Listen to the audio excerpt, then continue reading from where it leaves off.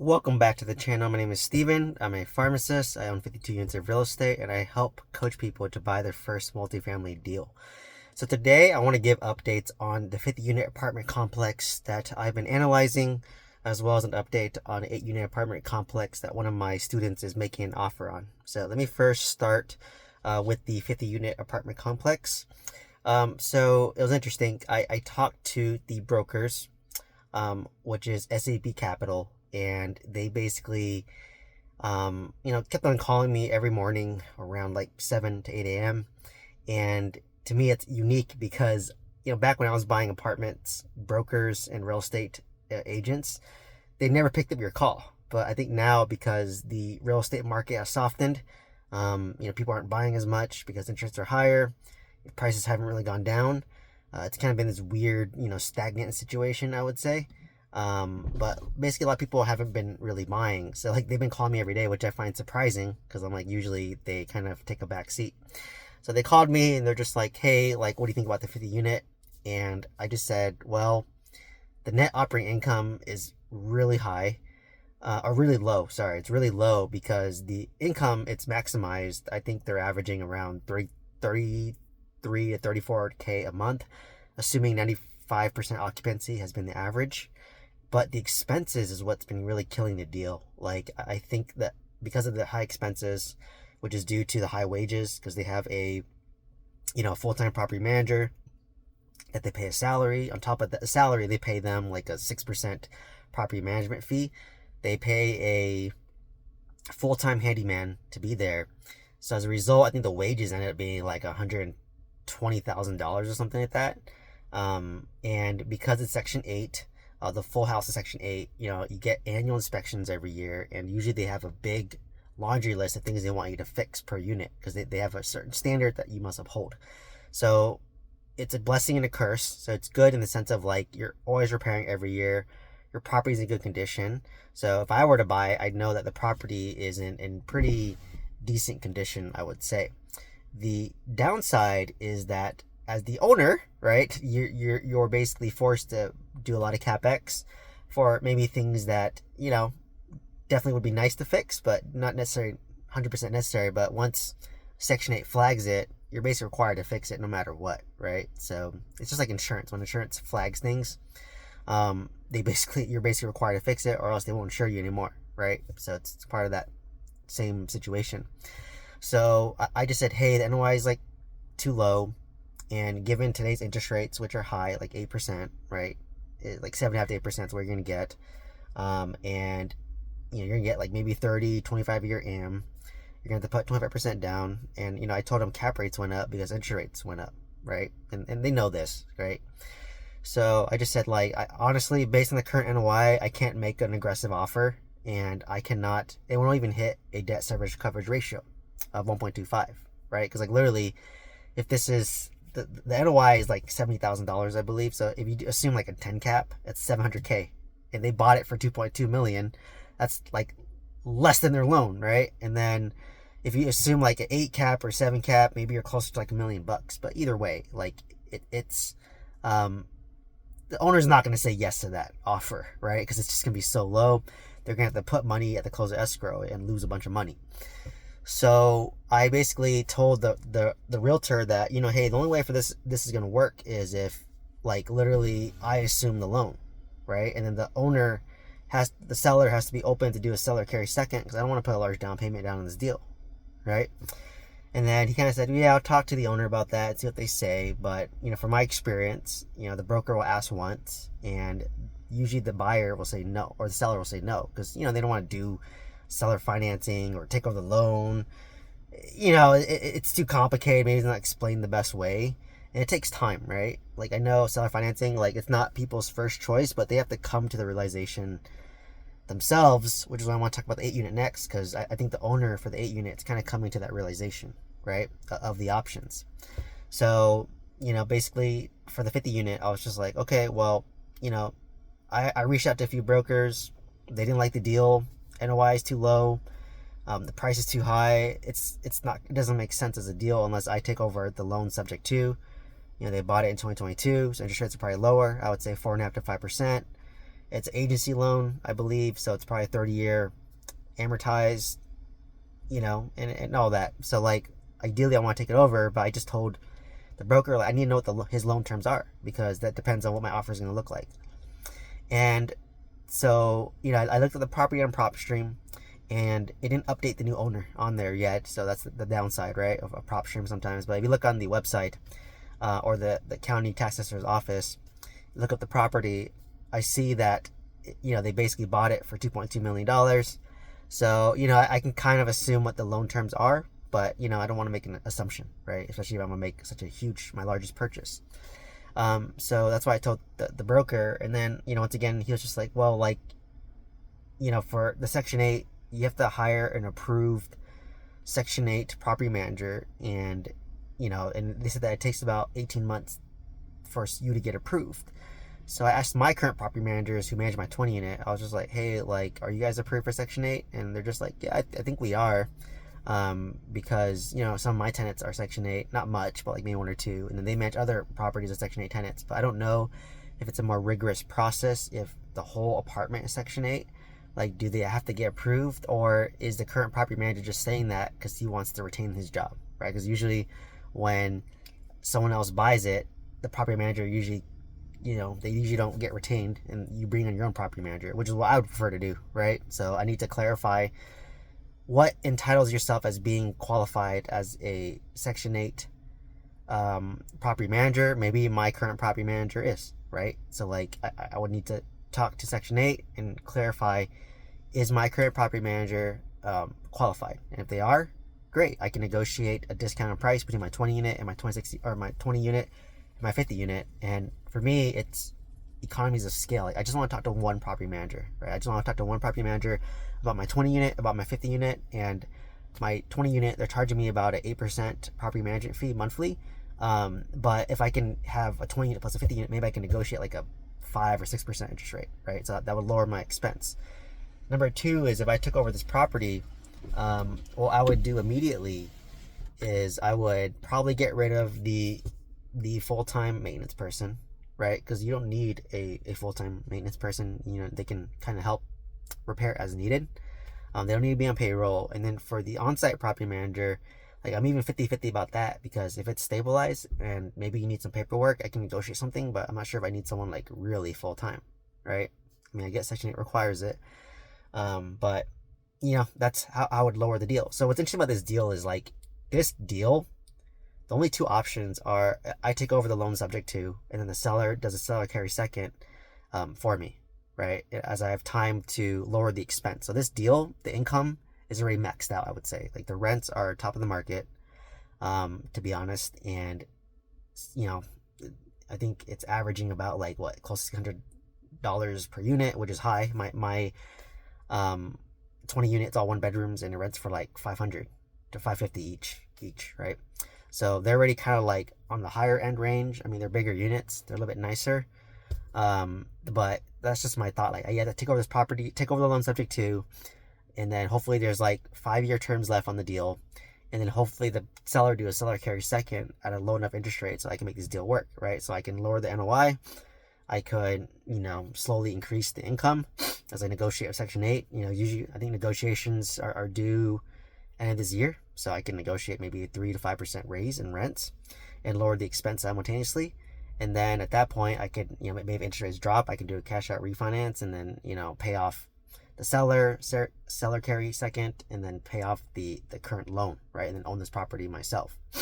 So that's kind of like one thing that I've been thinking and thinking about over. So another thing that I, want to do with this deal is like, so that option one is I take over it subject to with seller carry second, right? That's creative financing. If he wants to sell this to me outright, I have to do a hard money loan, right? Or a bridge loan. So the real estate broker, actually, their company, it's a capital company, so he referred me over to the capital side. So I talked to the loan officer on the capital side and just said, hey, like, honestly, the NOI is not that great. It's $70,000. The expenses are too high.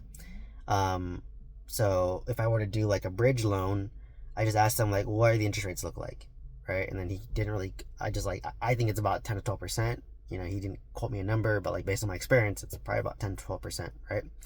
And then I just said that, well, at what purchase price would it make sense for you guys to finance this deal, right? So now I'm throwing the ball in their court, their financing point, like, because like it's just I know they're just running numbers, right? Like, so if I were to buy using a bridge loan, obviously it would be 1 to 2 years, probably interest only, and during that 1 to 2 years, I would look to like basically renew the HAP contract, raise rents by about 3 to 5%.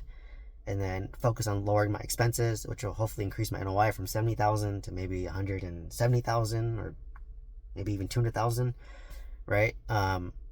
Because I think the gross income is about 400,000. So if the expenses are around 200 to 50%, 55%, so it's like 200 to like maybe 210 to 220. That's more reasonable. So that's kind of my thought process, but like it's weird, like this property, like literally income isn't the problem, right? Like I'm used to buying a deal, renovating the units, and then raising the rents up to market rent, but these units are already renovated or decently nice. It's just a matter of like minimizing the expenses and lowering the wage workers on this property. Like, why is there a full-time handyman? You don't need that, right? And why am I paying a property manager a salary plus a property manager rate on top of that, right? That seems a little bit excessive to me, but maybe that's just the requirement, right, of the deal. So, that's weird. Like, I'm buying this property for bridge loan at like 10-12%, and I want to tell them, well, at what price does this make sense? Because then they're going to calculate the pro forma, because basically they have a product where it's a 1 to 2 year bridge, and after I've lowered the expenses, right, and after I've increased the income when I negotiate with HAP, 3 to 5%, they're going to see my new NOI. And they're going to have projections, right? What's property management look like, reasonably? How much can I cut my expenses reasonably? What's my new NOI? What's the new ARV pro forma? And then they'll do a cash out refinance to do that. So they're actually doing the legwork for me, right? So that's what I want, because I want them to realize that, hey, I went through your guys' SAB Capital, who's also the broker and also the capital. I went through you guys. And this is the price that you guys said makes sense. So I'm not using out third party, right? I'm using SAB Capital. They're the brokers on the deal, and also they're the capital on the deal, right? So they'll tell me what it's worth, right? So that's why I'm letting them tell me what the price is worth, because their capital is at risk too, right? If I get foreclosed on because it doesn't work out. So that's the leverage I like to use. Like I never like to say like, oh, this is my price. I'm like, oh, this is limited by you guys, right? So either A, I'm gonna do this bridge debt, 1 to 2 years and do cash out refinance into a longer term debt, or B, I take over this loan subject to, and then you do a seller carry second. So these are the options, right? And obviously with the creative financing option, taking over subject to, seller carry second, I do a lower down payment, better for me, right? Versus if I do bridge loan, I'm probably going to put 25% down or whatever down. So, so I'm just waiting. I just threw the ball in their court and then waiting to see, right? Because like it's really in their hands now. Like, they asked for a personal financial statement from me. So it has my net worth, what my rentals income is, what's my debt, what's my W-2, what's my real estate portfolio, like what's my experience. Like, that's the difference. For commercial loans, they ask for a personal financial statement because they want to know what my net worth is. I told them like it's about $6 million, so I'm good. It's above the purchase price of the property of like, $2 million-ish, let's just call it. And they want credit score's nice, and then they just want to know that like my real estate experience and my real estate schedule, right? So obviously I've done a mobile home park full cycle. I sold for a loss. I did my 20 unit full cycle, my 26 unit. I did full cycle, but I didn't do a cash out refinance yet. And I have some single family homes, right? And, some liquid assets and all that. So, I'm gonna send that over to them. But like I said, I already kind of told them at a high level, and they're like, oh yeah, that's good enough. And then they would just look at the deal and then get back to me like, sometime Monday or Tuesday or whatever, right? Like, I'm in no rush. So like, I already know how it's going to pan out, like, to be honest already. And, because I'm in no rush to buy a deal, but if it pans out to be a good deal, by all means I'll buy. But like, I already know like the offer for the bridge loan, it's probably gonna be low. Like it's probably gonna be less than, like, best case is gonna match like what the current owner bought it for at 2.2. But realistically it's gonna be lower because the NOI is not that great on the deal, and they need to provide cushion because I want to do a refinance into like agency debt, right? It's a long-term debt. So I already know it's gonna be a low offer, so the highball offer is gonna be taking over subject to. But even then, like, even taking over subject to, it might just be a break-even deal, right? Like I think this owner, just like me, my mobile home park, I sold mine for a loss. Plus, I had the seller carry second, like 450K, right? So like, because it was a bad deal, and that's how I needed to offload it, right? So either they work with me or they sell it to a bigger company, but they may take longer because they want to get tax credits or something like that, or what they kind of told me.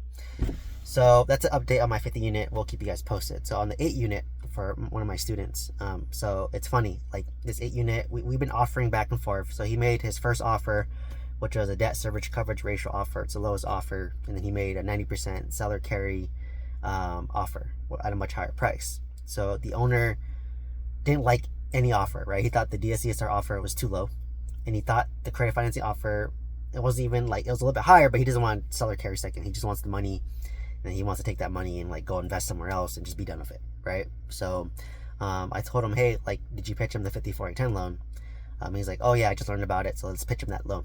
So once again, we pitched him a loan, and I think the price came out to be like 500 to 550. And then he gave him the 50-40-10 loan, and the guy was just like, you know what, and we just said like, hey, you're gonna get 60% of your money, you're gonna carry 40% of your money at 1% interest, right?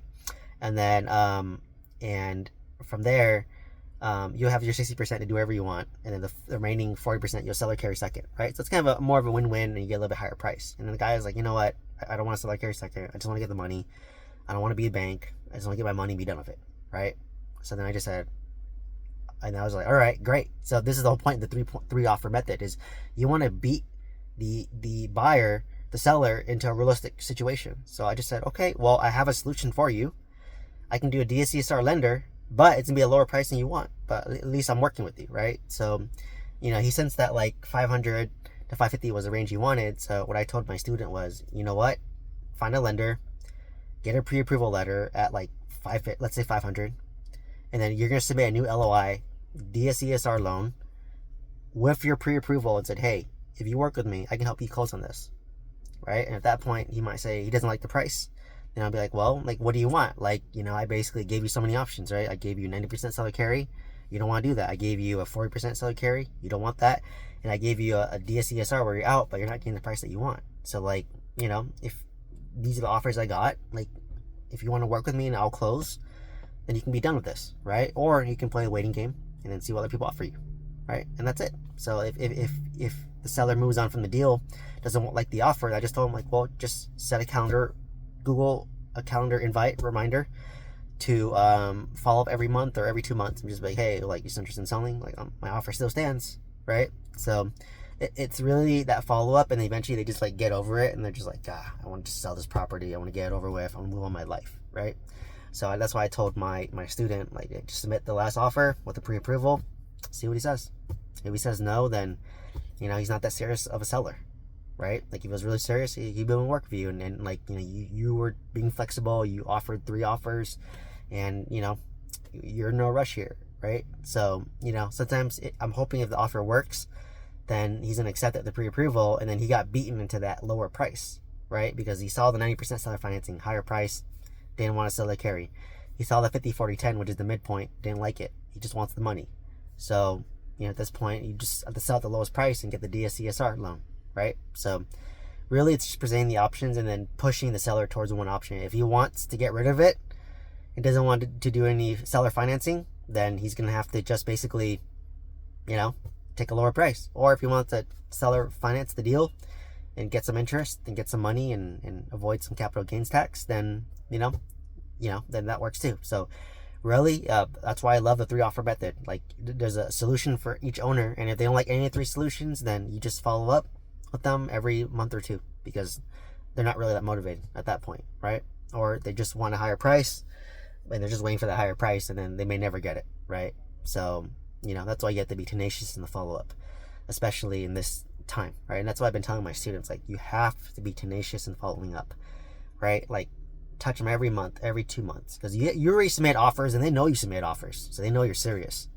But maybe they just didn't like the price, and they thought they could do better, but once they realize there's nothing better out there, then they'll work with you, right? So that's what I told my students with that. So anyways, I wanted to give an update on the 50 unit and 8 unit apartment complexes, and kind of the mindset that I'm doing as I'm making offers, and I'm going through the offer negotiation process so that you can learn from me, right? If you want to learn from me one-on-one coaching, mentorship, check the link down below. Thinking of doing a multifamily boot camp and live streaming it on my YouTube channel as well.